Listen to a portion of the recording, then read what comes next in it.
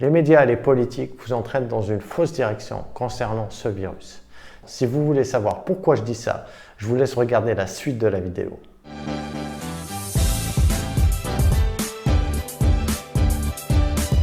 Pour les aider à changer par eux-mêmes, parce que la solution est toujours en vous.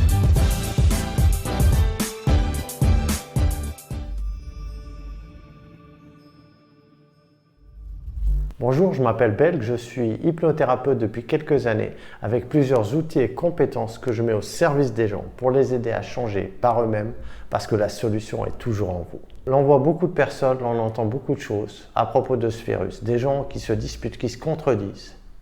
Pékin accuse les États-Unis accusent Pékin. D'autres disent que ce virus est d'origine humaine, certains disent que ça vient d'une chauve-souris. J'ai envie de vous dire stop, on s'en fout complètement d'où vient ce virus. Ce n'est pas le plus important. Ce qui vous importe, c'est ce que vous pouvez faire maintenant, aujourd'hui, cette semaine, pour vous protéger, vous et votre famille. Que pouvez-vous faire à titre individuel, à votre petite échelle, maintenant? C'est ça la vraie question. Parce que qu'il soit d'origine animale ou fabriqué dans un laboratoire par des humains, ça ne l'empêche pas de se transmettre et de tuer. Que vous sachiez la vérité ou non n'aura aucun impact sur votre vie ou sur les événements actuels. À part porter des masques, limiter les contacts physiques, se laver les mains, vous ne pouvez pas faire grand-chose. À titre d'exemple, pour illustrer tout ça, j'ai choisi de vous raconter une histoire personnelle. Il y a des années de ça, j'ai travaillé dans un call center.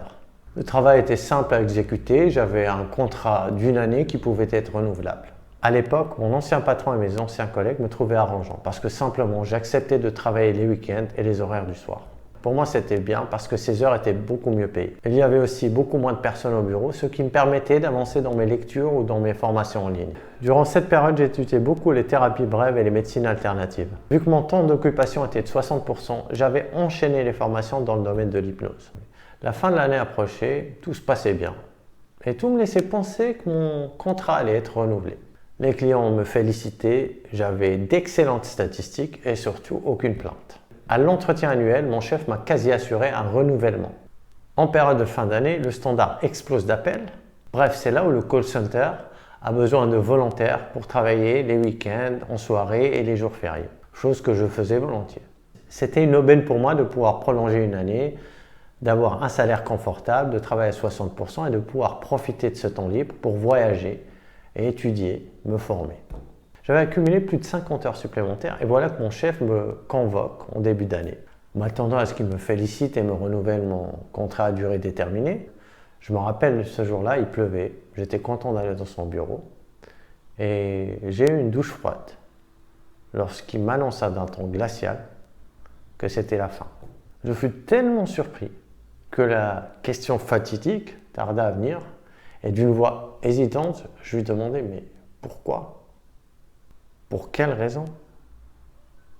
Sa réponse fut d'autant plus surprenante. On m'a dit que tu parlais mal aux clients.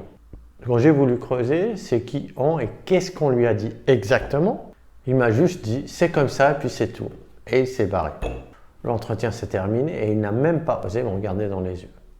Donc dans les faits, on a un patron qui ne me voyait presque jamais, vu que je bossais le soir et les week-ends, et lui, le soir et les week-ends, il avait congé. Ce supérieur ne m'avait donné aucune raison valable et ne s'était pas basé sur des plaintes de clients, mais sur des on-dit de couloir. J'avais deux choix qui s'offraient à moi. Chercher qui a dit du mal de moi, chercher à me venger et ruminer. Ou alors, je vais vous dire ce que j'ai fait.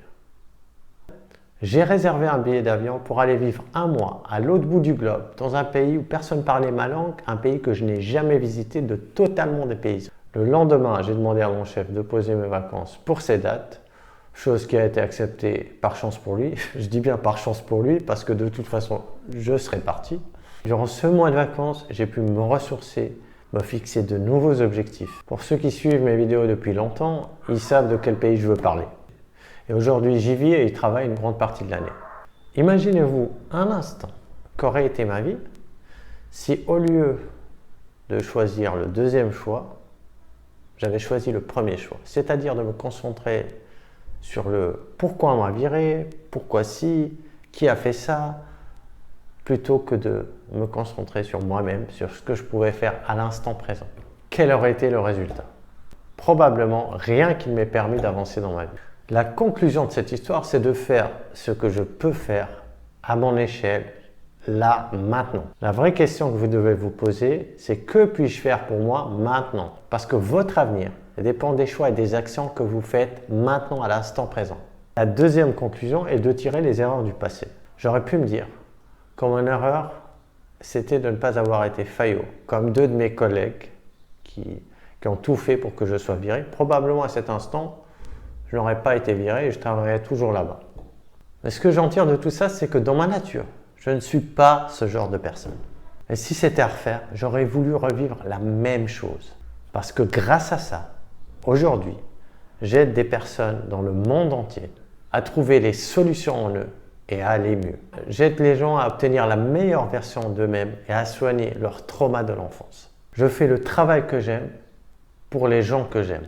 Je choisis le pays où je veux travailler, les jours et les heures qui m'arrangent. Je prends mes vacances quand j'en ai envie. Et par-dessus tout, je travaille avec des patients qui veulent s'en sortir. Je dis bien avec et non pas pour, parce que comme je le dis souvent, la solution est toujours en vous.